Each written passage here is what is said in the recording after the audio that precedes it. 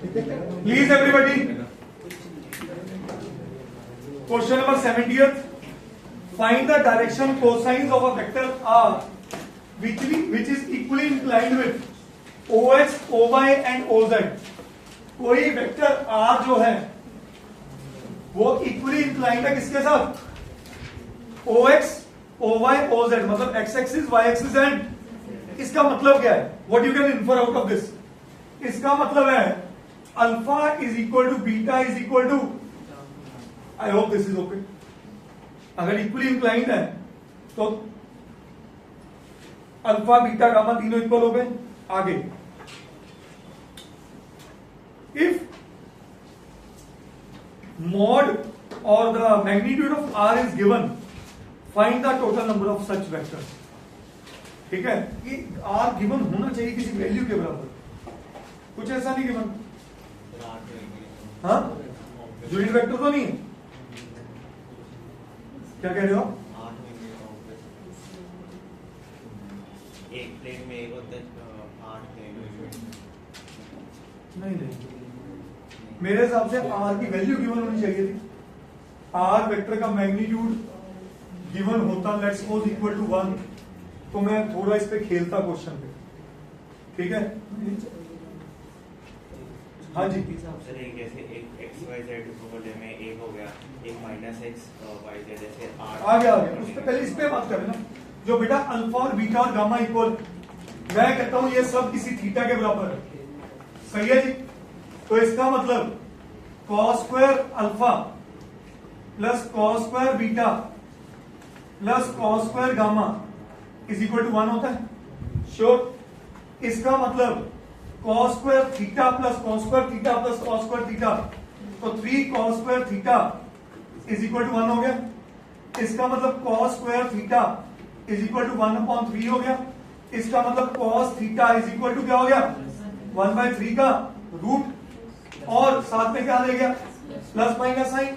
इसका मतलब L is equal to M is equal to N is equal to क्या हो गया? क्या हो गया बेटा? Plus minus 1/√3। यस और नो? कहानी समझ में आई? श्योर। इसका मतलब अगर ये पार्ट है, ये आ गई L M N की वैल्यूज, और वो कहते हैं अगर मॉड मेरे को गिवन है, R मॉड गिवन है, ये गिवन मुझे नहीं पता 1 है, मैं R ले लेता हूं, चाहे क्या ले लूं? R ले लूं। ठीक है, R तो ले सकता हूं, वैसे 1 भी अज्यूम कर सकता हूं, वो इसमें बड़ी बात नहीं है, बट नहीं है तो R ले लिया। तो मुझे पता है मेरा L क्या होता है? L होता है X अपॉन R का मैग्नीट्यूड। यस और नो? बोलिए। सो दिस इंप्लाइज दैट मेरा X क्या हो गया बेटा? L इंटू R का मैग्नीट्यूड। Y क्या हो गया? M इंटू N क्या हो गया? सॉरी Z क्या हो गया? N इंटू R का मैग्नीट्यूड। यस और नो? और L M और N तीनों क्या है आपस में? इक्वल। तो कोई भी वेक्टर R वेक्टर होगा वो होगा X I cap, Y J cap and Z K cap. ये भी बात एग्री करते हो? अब X की जगह क्या लिख दो बेटा? L R का मैग्नीट्यूड। Y की जगह क्या लिख दू? M R का मैग्नीट्यूड। और Z की जगह क्या लिख दू? N K का मैग्नीट्यूड, सॉरी R का मैग्नीट्यूड। और साथ में लगा दूं इनके I cap, J cap and K cap. इसमें कोई शक? ये मेरा R आ गया। यस और नो? R का मैग्नीट्यूड तीनों में कॉमन है, और मजे की बात देखो LMN भी कॉमन है। यस और नो? LMN तीनों क्या है, किसके बराबर है? Plus minus 1/√3। अब नोटिस करिए, अगर मैं 1/√3 बाहर ले आऊं और R का मैग्नीट्यूड बाहर ले आऊं, अंदर क्या बचा? बोलिए। I कैप, J कैप और K कैप। अब क्वेश्चन था how many such vectors are there?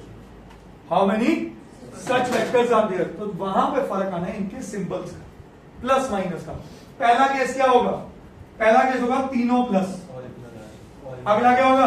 Plus minus plus. अगला क्या होगा? Plus minus minus. अगला क्या होगा? हाँ जी, माइनस एक मिनट रुक जाओ, हमने इसमें माइनस नहीं लिया ना बेटा, माइनस प्लस प्लस, अगला क्या होगा माइनस माइनस प्लस, ठीक है, अगला minus plus minus minus plus minus, और माइनस 1 2 3 4, एक और होना चाहिए प्लस, सही है।